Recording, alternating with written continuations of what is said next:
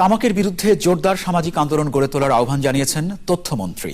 আইনের পরিবর্তন সহ কৃষি জমিতে তামাক চাষ বন্ধেরও আহ্বান জানিয়েছেন বক্তারা।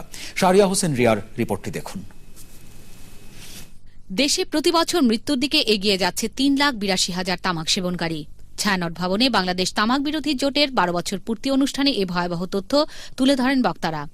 তামাক বিরোধী আন্দোলনে বিশেষ অবদানের জন্য কৃষি উন্নয়নে গণমাধ্যম ব্যক্তিত্ব শাইখ সিরাজ এবং ডিএমপি কমিশনার বেনজির আহমেদকে সম্মাননা জানায় তামাক বিরোধী জোট। টোবাকো এক্সপোর্ট করে যদি দেশ ফরেন কারেন্সি বৈদেশিক মুদ্রা অর্জন করতে পারে, তাহলে তাদেরকে বাংলাদেশের একেবারে নিম্নমানের নিষ্ঠা জমিগুলো যেগুলো পতিত পড়ে থাকে সেখানে তাদেরকে দিয়ে দেওয়া হোক, তারা ওখানে তামাক চাষ করুক, তারা এক্সপোর্ট করুক, সরকার তদারকি করুক।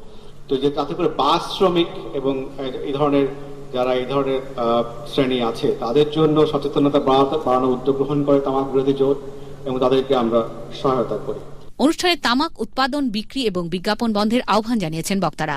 আরো গতিশীল এবং পরবর্তী প্রজন্মের জন্য একটা ভালো অবস্থা দিয়ে যাওয়ার জন্য আমাদের নিরলস প্রচেষ্টা অব্যাহত রাখবো। সরকার এবং জনগণ ঐক্যবদ্ধভাবে এই আন্দোলনকে জোরদার করি, তাহলে অচিরেই আমরা তামাক চাষ বন্ধ করতে পারবো। সিগারেট কোম্পানিগুলো একটি সিগারেটের অ্যাডভার্টাইজ ধরিয়ে দেয়। আজকে 16 বছরের এক ছেলেকে যদি একটি সিগারেট খাওয়ানো যায় আর সেই ধূমপানের তাকে আসক্ত করা যায়, তাহলে 25 বছরের জন্য বুক করা হয়ে গেল।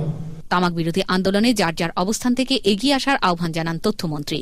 যত ভবিষ্যৎ প্রজন্মকে আপনি যদি ভালো করতে চান, তাদেরকে বেশি বেশি সামাজিক অনুষ্ঠান, তামাক বিরোধী, মাদক বিরোধী, আমাদের প্রতিমন্ত্রী সাহেব বলছেন যে মাদক অনেক ধরনের মাদকের নাম উনি বলছেন। প্রথমে সিগারেট থেকে তারপর ভবিষ্যতে অনেক দিকে নেশাগ্রস্ত হয়ে যাচ্ছে। 9 অক্টোবর জাতীয় তামাক নিয়ন্ত্রণ দিবস পালন করা হবে। Shahria Hossain Riya, channel I, Dhaka.